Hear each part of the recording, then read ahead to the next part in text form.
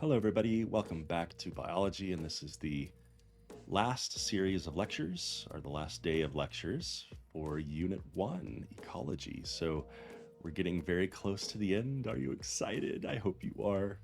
And today's lesson is going to look at conserving biodiversity, or what you might think of as conservation biology. The big question for this lesson is what methods are used to conserve biodiversity. Conserve means to maintain, protect, to resist change. Like a conservative is someone who attempts to resist change in society or wants to conserve some pattern of behavior in life and in culture. Conserve biodiversity means to attempt to maintain it, to prevent it from being lost. So what tools, what methods are used to conserve biodiversity? It's a great question. I like it. So let's get into it. New vocabulary that you need to think about are renewable resources, non-renewable resources, sustainable use, endemic, and bioremediation. Bioremediation, that's how you pronounce that. All right. All good terms that hopefully by the end of the next lecture, this lecture and the next lecture, you will be able to define and use to answer our question. Review vocabulary that we had last time is natural resource, and this is just something valuable or useful to humans that can be extracted from nature. So let's get into this discussion of resources and biodiversity and conservation biology. So it should go without saying that the biosphere supports all of human life. If tomorrow something happened to our planet and the biosphere was damaged beyond repair, human life would end, right? Like if we had a nuclear war that led to nuclear winter, human life would, for all intensive purposes, stop. You might get a few people living in isolated bunkers under the ground for at least a little while, but life on Earth for the most part would end as the world froze in nuclear winter. Aside from that scenario, I don't see the world ending very likely, but it's a good thing to talk about our environment and biodiversity and things we can do to maintain it because we want to have a healthy planet because that'll make us as humans thrive and more healthy. So renewable resources are kind of a newer concept that have come about mostly in my lifetime, or at least have been really focused on more in my lifetime, the last 40 years or so. And they include things like wind energy, solar energy, hydrothermal energy, hydro energy, hydropower plants. It's any kind of resource that you can get from the environment without taking from the environment. And again, these aren't totally free because your lovely windmills, to produce them, well, you need fossil fuels to make the plastics the blades are made out of. You need heavy metals to make the motors that harness the wind. You need the structural materials to have the windmill stand up off the ground, and that's usually some kind of heavy metal or metal, maybe iron or steel, some combination of. And so you still have to destroy parts of the environment to get the materials to make the windmills.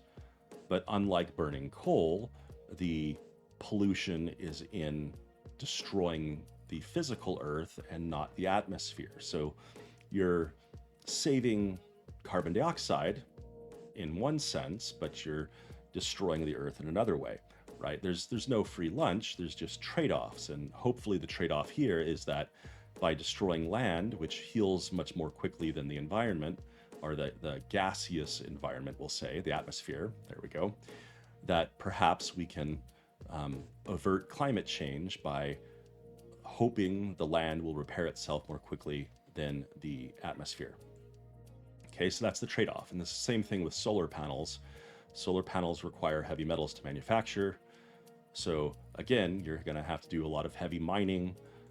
The reality is you can't do mining without burning fossil fuels. So even there, you're producing some carbon dioxide.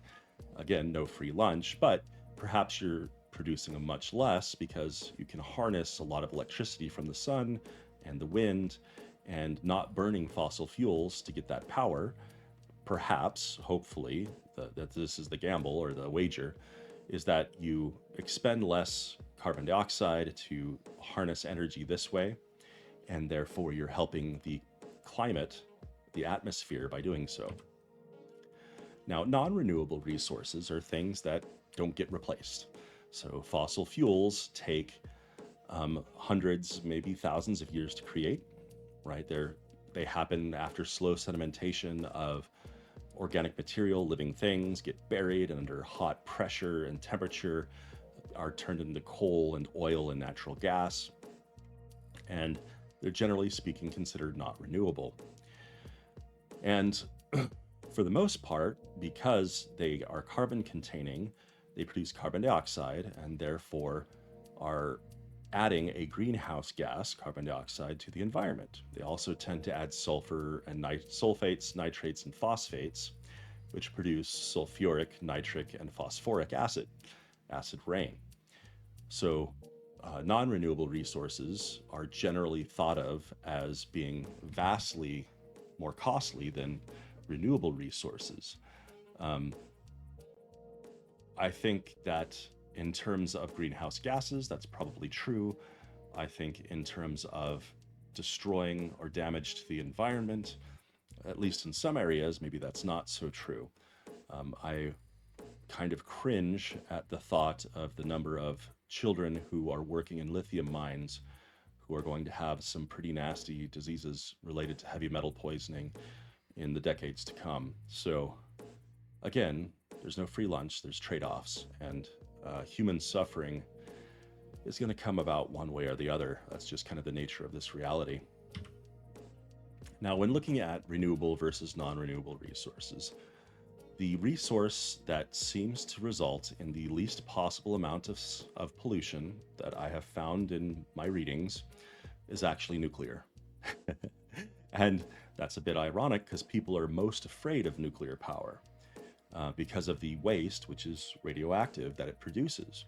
But in terms of kilowatt, that's the amount of energy produced per amount of radioactive material that's used in a nuclear power plant. The amount of energy you get out versus the amount of waste that's produced in any capacity, it just has the best trade off. If I had a magic wand tomorrow, politically speaking, and I could have anything passed that I wanted, it would be to build a massive storage facility in the middle of some desert where nobody lives that goes deep, deep into the ground, and I would switch the entire world over to nuclear power while we continue to develop alternative energy sources and to lower their costs. Because if you want to stop climate change today, right now, if we switched over to nuclear power, it would be all but done. We could stop it globally by changing every coal or natural gas power plant over to a nuclear power plant. Then things like charging cars, electric cars, become very practical. You don't even have to have very efficient batteries anymore because the power would be so cheap and inexpensive that you lose power, batteries naturally drain even when they're not being used, isn't a big deal. Or you could use the electricity generated to store power in hydrogen gas, right? And you could have hydrogen gas as a fuel instead of any kind of fossil fuel. And that would be great because the waste product is water. So there's all kinds of wonderful things you could do if you have a near limitless power supply. And while fissionable material, radioactive material, is actually finite, there's enough of it that we could be running nuclear reactors right now globally and producing half or less of the carbon dioxide that we are. And it's a technology that could be used by pre-industrialized societies, right? Because the concept of heating water is what essentially runs most power plants. Coal power plants work off the principle of heating water to boiling, to spin, whose steam is used to spin a turbine, and that is used to generate electricity. Same thing with nuclear power plants. So a lot of the infrastructure that exists could be used and the energy source could just be changed. And what a lot of people don't know is we've made some real advances in technology surrounding the extraction of energy from nuclear power. So um, I think that's what I would push for as the cheapest way to help the environment and also at the same time allow for the continuation of human thriving. But I could be wrong. I'm just one person and I haven't read every bit of research everywhere, and there might be some other great advancement that I'm missing. I do think that alternative energy is going to become viable in the near future, but I don't think it's quite there yet. I think the current generation of electrical vehicles, the batteries wear out too fast. I would like to see something like hydrogen fuel cells where electricity is stored in chemical bonds so that it doesn't degrade over time. Whereas with batteries, if it's not plugged in, it's losing charge because that's how batteries work. They will naturally lose electricity over time. I don't know if most people know that or not, but you want to be able to store energy in some kind of chemical bond because it's going to be much more stable than a battery, and so you don't waste energy by just losing it to not driving your car, right? So I think some form of chemical energy source is going to be the way to go. I'm bullish for hydrogen, but I could be wrong. But again, at the end of the day, I want humans to thrive. And right now, I think the best way to do that and help the environment the most is probably through nuclear power. Now, sustainable use is, I think, a reasonable goal for everything. You don't want to extract more than you need. You want to be able to have some that was left over for the next generation. And there are some things that can be sustainably used, and there are some things that cannot, right? There are limits to the amount of copper ore that exist in this planet. At some point in the future, to get more copper, we will have to branch out into the stars, into the heavens, go to the asteroids circling or planets nearby, and start harvesting from there. And I'm actually a big advocate for this. I value human thriving, human needs over the natural world. I think we have dominion over it. I think it exists to support us. I think we should take as good care of it as possible. But at some point in the future, this rock that we're on right now, Earth, is going to start running out of the things that we need. Some things, on the other hand, like plants, as long as we only use them at a rate that is equal to or less than the replacement rate, we can get to sustainable use. So sustainable use exists in some capacities and then not at all in others. But for those capacities that it does exist in, something we should definitely shoot for. I think that's just being responsible.